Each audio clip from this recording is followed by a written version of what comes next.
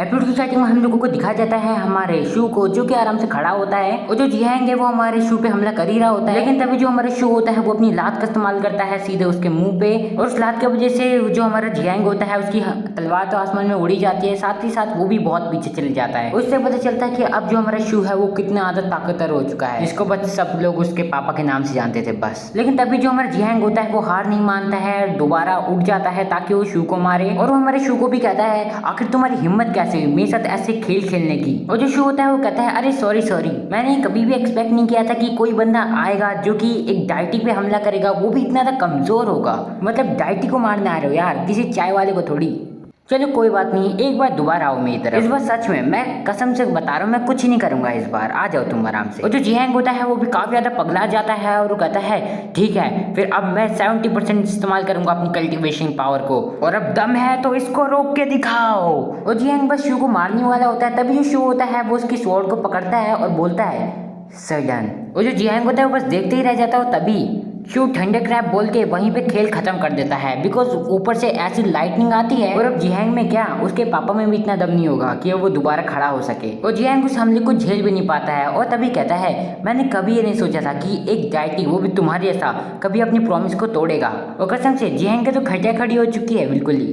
और तभी जो शू है वो आता है उस जियांग के पास और कहता है मैंने भी बिल्कुल नहीं सोचा था कि तुम इतने सिंपल माइंड के होंगे, और क्योंकि तुम तो एक बुरे बंदे हो तो आखिर तुम कैसे बिलीव कर सकते हो कि जो दूसरा बंदा वो कह रहा है सच ही कह रहा होगा, ऐसे कैसे गुंडा बनेगा रे तू।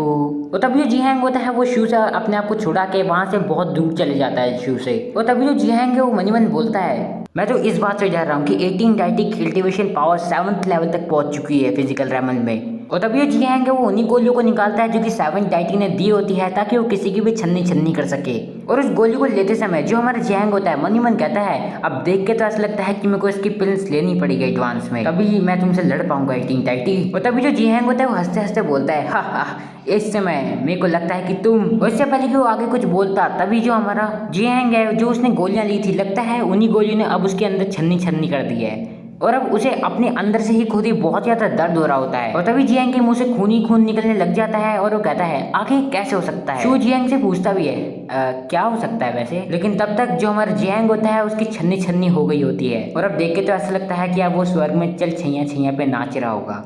और तभी जो हमारा 18 डाइटी होता है वो उसके पास आता है जियांग के पास और कहता है देख के तो लगता है कि तुम समझ गए होंगे कि आखिर तुम मेरे सामने नहीं टिक सकते हो, इसलिए तुमने खुद ही अपने आप को सुसाइड करना सोचा। वैसे ये बंदा कहीं देखा देखा सा लग रहा है, मेरे ख्याल से ये 11 डाइटी का सर्वेंट तो नहीं। और तभी ये शो होता है मनी मन कहता है जिफेंग मेरे को इतना भी बुद्धू नहीं लगता है कि वो एक अकेले बंदे को भेजेगा, वो भी एसोसिएशन गेट में मेरे से लड़ने के लिए। मेरे ख्याल से पक्का किसी और की शादी होगी और ये उसी में से उसका कोई पार्ट होगा। और तभी जो सीन है वो चेंज होता है, हम लोगों को दिखाया जाता है 7 डाइटी को, जहाँ पे उसके दरबार में एक बंदा आया हुआ होता है, उसे सारी की सारी कहानी जो चीजें हुई थी ये सब बता रहा होता है, और वो कहता है हाँ ये सब हुआ था। उसके बाद जो 7 डाइटी होता है वो कहता है असल में मैं चाहता ही यही था कि जो जियांग है वो उन पिल्स को ले जब उसे कोई सीरियस वाली इंजरी हो जाए, और तब जो 18 डाइटी होगा बस वही वो बंदा होगा जिसने उसे मारा होगा। और अब क्योंकि मरा हुआ बंदा तो कुछ बताएगा नहीं, और वो बंदा सच में एक बहुत ही बड़ा फूल था, मतलब उसे मैंने बोला था कि उनको एडवांस में लेना, और वो बस कसम से वो कुछ नहीं, बस एक गधा था बहुत बड़ा। और तब जो दूसरा वाला बंदा होता है वो कहता है 7 डाइटी क्यों ना मैं ही जाऊं और उसे घाव पहुंचा के आ जाऊं। और 18 डाइटी के जो फादर है वो भी अभी फिलहाल वो भी एसोसिएशन गेट में नहीं है, और ये सबसे बढ़िया चांस है जब हम उस डाइटी का मिरर छीन सकते हैं, और इससे आपका भी प्रमोशन हो जाएगा जब मैं सारे के सारे कलेक्ट कर ले आऊंगा 18 डाइटी के मिरर्स। और 7 डाइटी कहता है नहीं अभी इसकी चीज की कोई भी जरूरत नहीं है, अभी मैं फिलहाल शांत ही रहूंगा जब तक ये प्लान फेल नहीं हो जाता। हम लोग टोटल 18 डाइटीज हैं, और जिसने भी पहले मूव जल्दी चल दिया उसके लिए काफी ज्यादा आसान हो जाएगा उन लोगों से जो कि बाद में चलेंगे। और जितना मैं जानता हूँ उसके हिसाब से यूलन ड्राइव डायनेस्टी के जो 7th प्रिंस है वो आने वाले है एसोसिएशन गेट ताकि वो अकाउंट्स को सेटल कर सके 11 डाइटी के साथ मिलके। और अब देखते हैं कि आखिर क्या होता है आगे। और तब जो सीन है वो चेंज होता है, हम लोगों को दिखाया जाता है हमारे शू को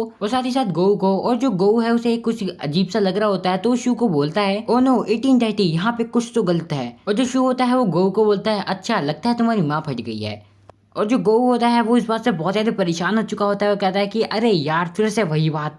और जो गोऊ है वो बता रहा होता है कि यूना डायनेस्टी के जो 7th प्रिंस है वो आ रहे हैं आपकी जगह पे, वो भी बहुत सारे बंदों को लेके, और वो प्लानिंग कर रहे हैं कि वहाँ से बटरफ्लाई फेरी को ले जाएंगे वहाँ से। और उसके बाद जो शू होता है वो कहता है हाँ बस इतना ही, बस यही थी वो तुम्हारी बड़ी सी कुछ गड़बड़ हो गई है। वो असल में ऐसा बिल्कुल नहीं है कि हम लोग उसे उसके घर वापस भेजना चाहते हैं, और क्योंकि वही लोग चाहते हैं कि वो उसे वापस घर ले जाए तो ठीक है ना, आखिर हम कौन होते बीच में ले जाने वाले, मतलब जान देते ना उन लोगों के साथ ही जाने दो उसे जहाँ पे वो जा रही है, और क्या। और अगर सच में वो लोग उसे वहाँ से ले गए ना, मैं सारी की सारी 18 जनरेशन की जितनी भी एसेंस स्टोर्स है ना उन सबको धन्यवाद करूंगा। और जो गोऊ होता है वो बंदा कहता है इस बंदे को देख के तो ऐसा बिल्कुल नहीं लगता कि ये किसी चीज़ के लिए रिस्पॉन्सिबल होगा। उसके बाद जो शू है वो पूछता है गोऊ से कि क्या उस पर कुछ डोंग्यू ग्रैंड सेरेमनी के बारे में कुछ न्यूज़ है। और जो गोऊ है वो कहता है नहीं, मेरे पास बस डाइटी कन्वेंशन की ही है जो कि अभी जल्द ही होने वाला है, उसी की न्यूज़ है बस मेरे पे, और किसी चीज़ की नहीं है। और वहाँ पे भी काफ़ी सारी कुछ पुरानी सेरेमनीज होने वाली है जिनको काफ़ी सारे ऑर्गेनाइज ज्वाइन करने वाले हैं,